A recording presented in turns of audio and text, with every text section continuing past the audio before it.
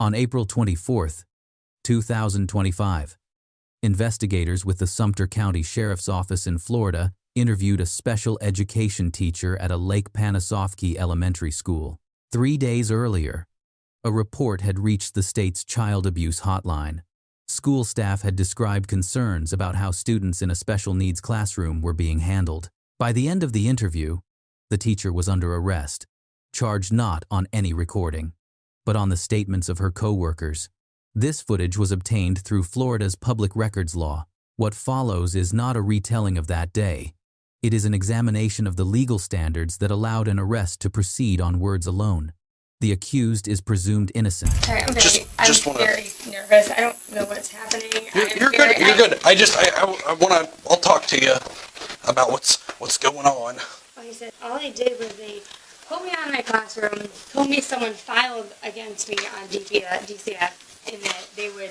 And my principal told me, I'll give you a call tonight when I find out more information. And then she didn't call? She didn't call me. Okay. And then the next morning, I came in and to meet with her before I started my day, and to see like what was going on, if I was going back into my classroom or what have you.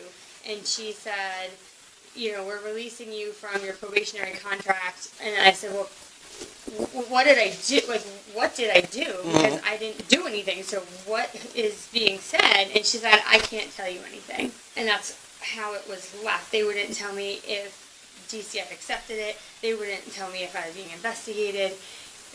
I know nothing. I got you. You're not under arrest. The door's right there. Obviously, you know, you came in here to figure out the allegations. I came in here to tell you about the allegations, okay? So you were employed at the elementary school as a teacher?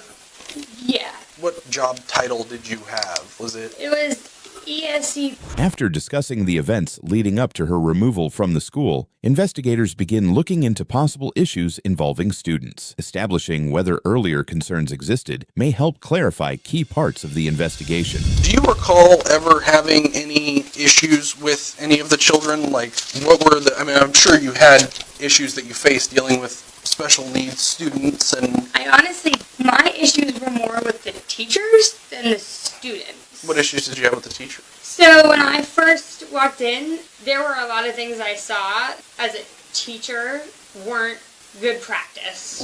And I was trying to, and I had stated this to both the previous principal and the one that took over for her, was that I was trying to change things without coming in like a rhino, because there's 3 of them and they've been there all year and they've been trying to keep their heads above water. Set in their ways. Right? And I just wasn't, I didn't want to come in as the new person and make everybody upset and try to be like, hey, you're doing this wrong, right? Like, that's not the kind of relationship I was trying to build with them. And so I was trying to just like, and I was, one of the things I had specifically talked to the principal about is they were punished for having accidents. Like, I had a little girl who was potty training, and if she had a bowel movement accident on the playground, they literally put her in a timeout. For, like, I'm like, that's a bodily function. Why are we punishing children for a bodily function? Yeah. I have another child who was supposedly potty training, but mom wasn't sending in the underwear and stuff like that, I guess. And so they were just letting him go commando all day and having put nothing on him.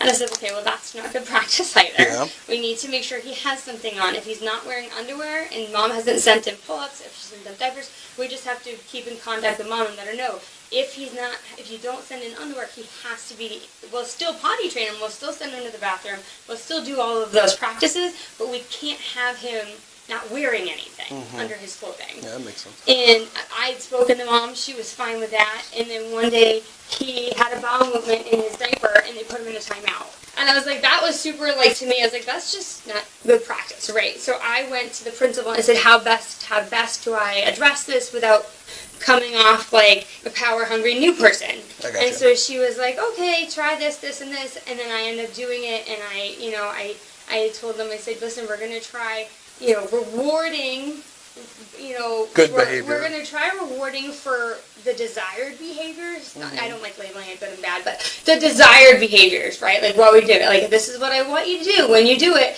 you can have a Skittle, you can have a goldfish, just one, like Skittle, goldfish, whatever, versus the reactive punishing, right, with the timeout. If, the kids were doing something that they didn't like, they would just throw them in a timeout, and they would, literally face them towards a wall and say, stand there and stare at the wall.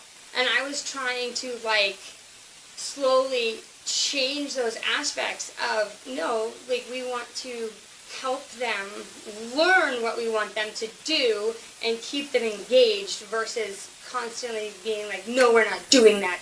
Go in a timeout. Sit in the chair and face the wall. Don't look at the screen. My perspective was, well, no. If they need to be separated from the group because they're not doing what they need to do or because they're not being safe, have them take a little bit of a break. But if they want to, do the activity, like do the movement break or do the whatever that's on the smart board, and they want to do it over there, that's fine. There's no reason that we need to be children because they don't want to stand in a big group and do it.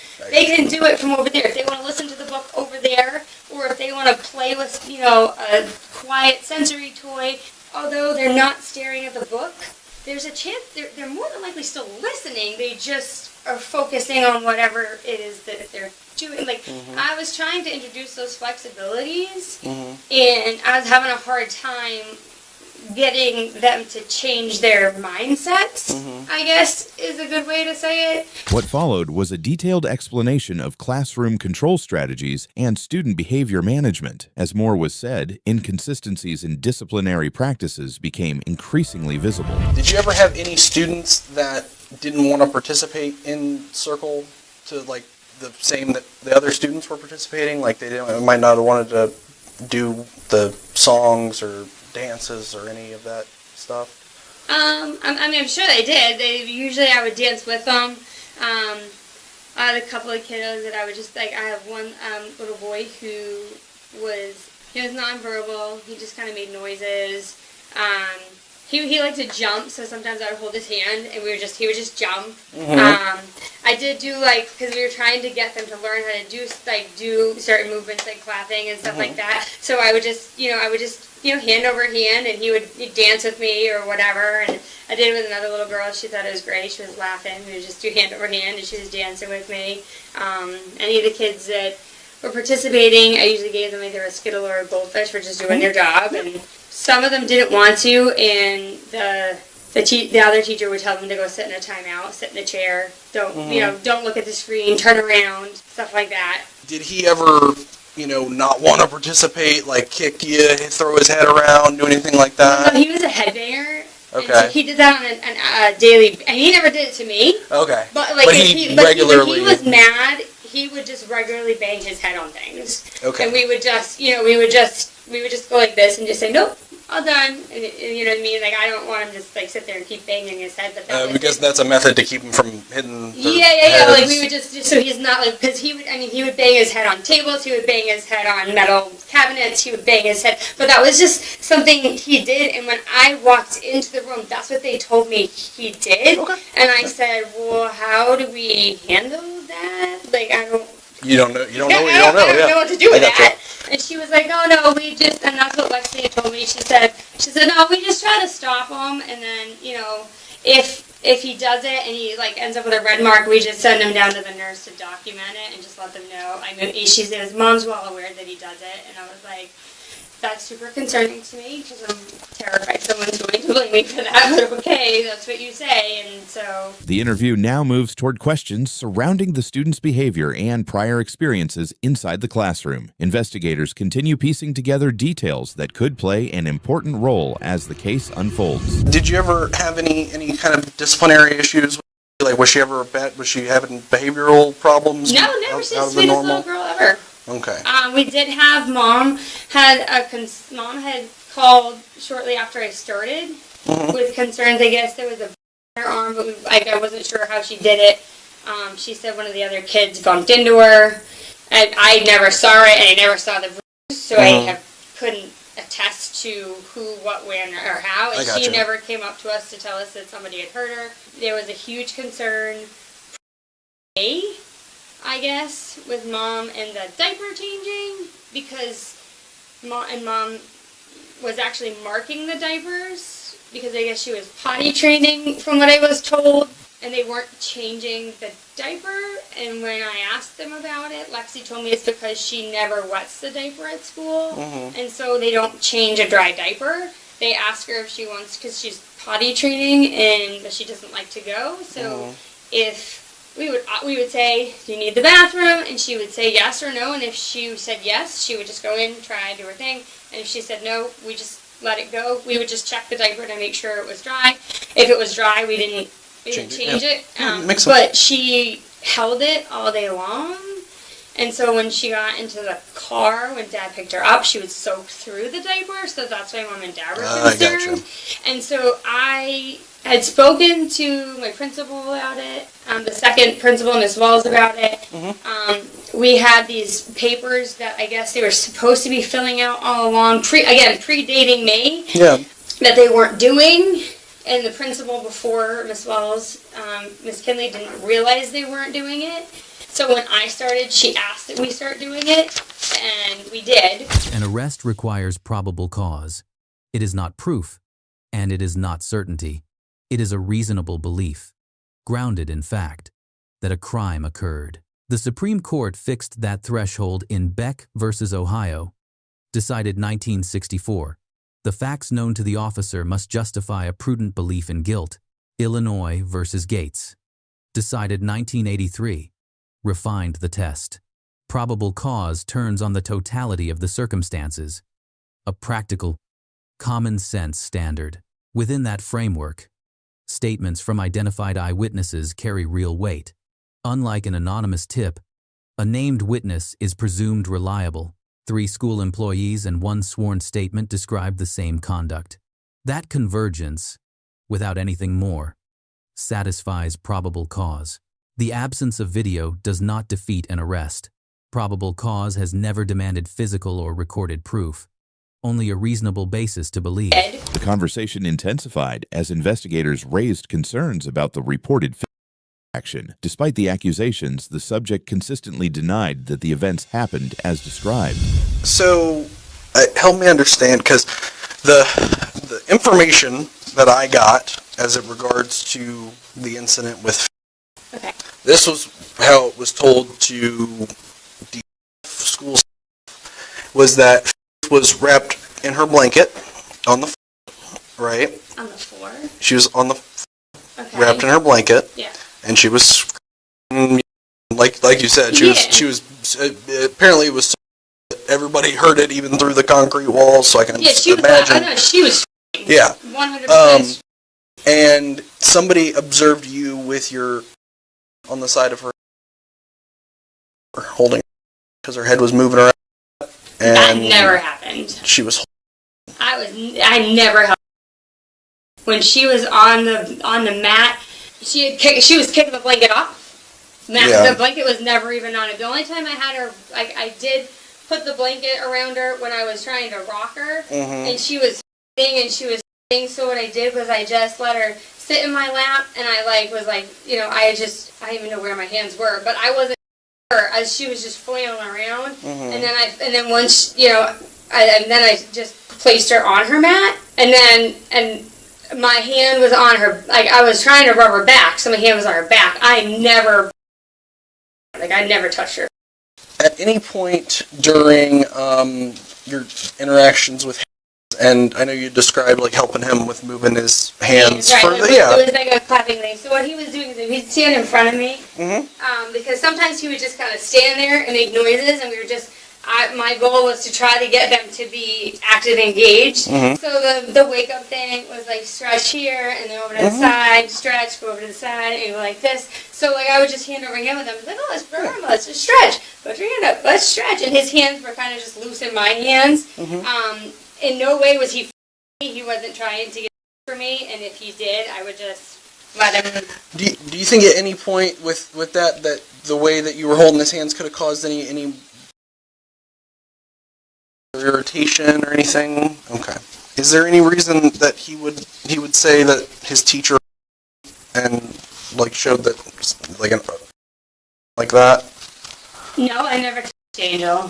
Did you ever have any attention problems with her? Any issues with getting her to focus on a TV screen or anything? Did you ever have to?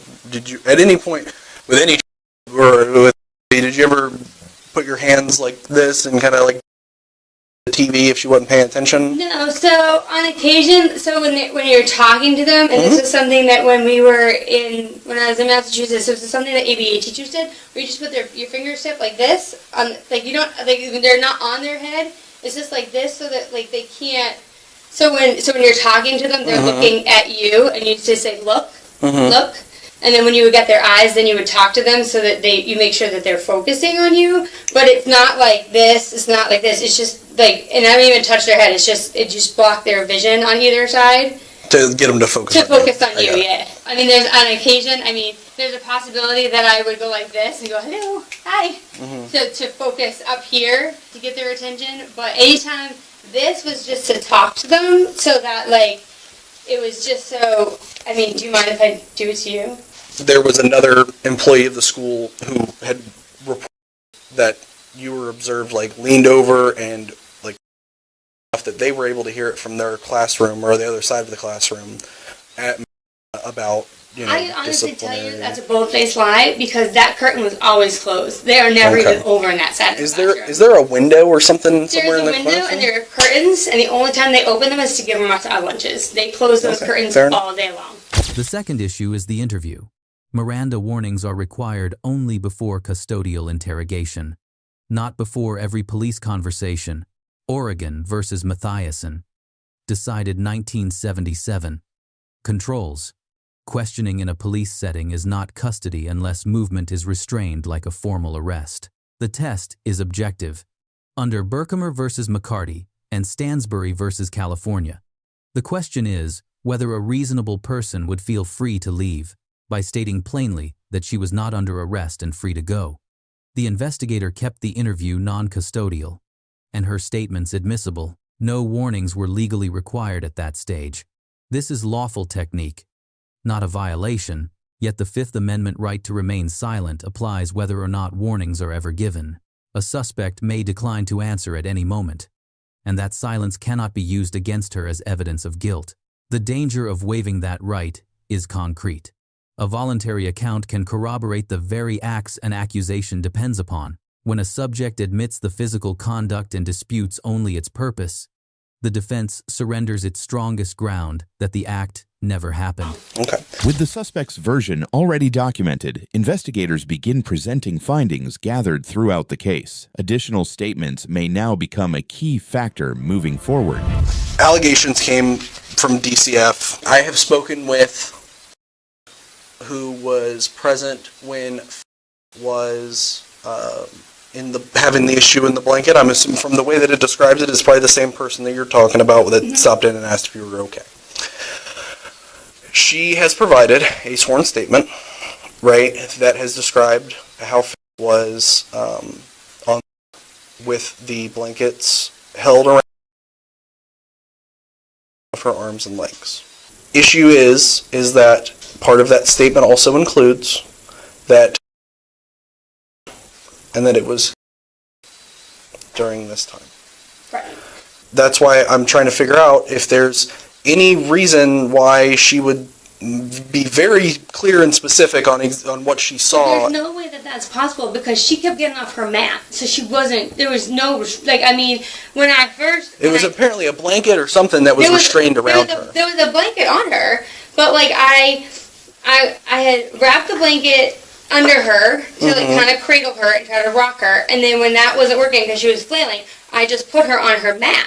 I never wrapped the blanket around her so she couldn't move. I mean, unless it was when I put her back on the mat, it was still over her, so it appeared that way. I never, like, you know what I mean? Like, I did not wrap it under her, and I never. So I don't understand why that teacher is saying that. Okay. I have 3 different employees of the school that have all stated that those allegations that I provided to you and told you about happened, and the manner in which they happened appeared. So at this point, you're going to be placed under arrest. I can only go off of the witness statements, okay, and from what they've described and what they've observed. This has been, I've spent the entire day speaking to parents, speaking to employees of the school, and your version of events is separate. But the 3 teachers that you talk to are like, if they're the 3 teachers that I think they're best friends and they will do anything for each other. Just help me out here, and I'm not saying this in a way that I am trying to like accuse you, right? I'm just trying to understand. What reason do they have to collude against you? Wait, what is your thought on that? I don't know. But there's Lexi, Taylor, and then the substitute teacher. They are all best friends. Okay. I did not do those things to them. And I have no one on my side to say that I didn't, because the people that work in that room are best friends. I have 3 school employees who were in the same building, were in the area to observe these things, and they're advising and providing me with information that is similar to, but separate from, the manner in which you're telling me you're treating them. Saying I did something that I'm saying I didn't. It's not just one person, though. It's 3 separate... But there's nobody else that can attest to that thing with me, because there was nobody else there. It's her word against mine. And I understand that. However, she's providing a sworn statement saying that she observed But as well as... I can provide a sworn statement too saying that I didn't do it. And I understand that. However, that is a problem that has to be addressed with the judicial system, and at a law enforcement level, there's probable cause for your arrest based upon that, as it fits the statute for based on her statement and based on the description of the events and how they've occurred, as well as that in conjunction with the testimony of 2 other people who are explaining other... Okay?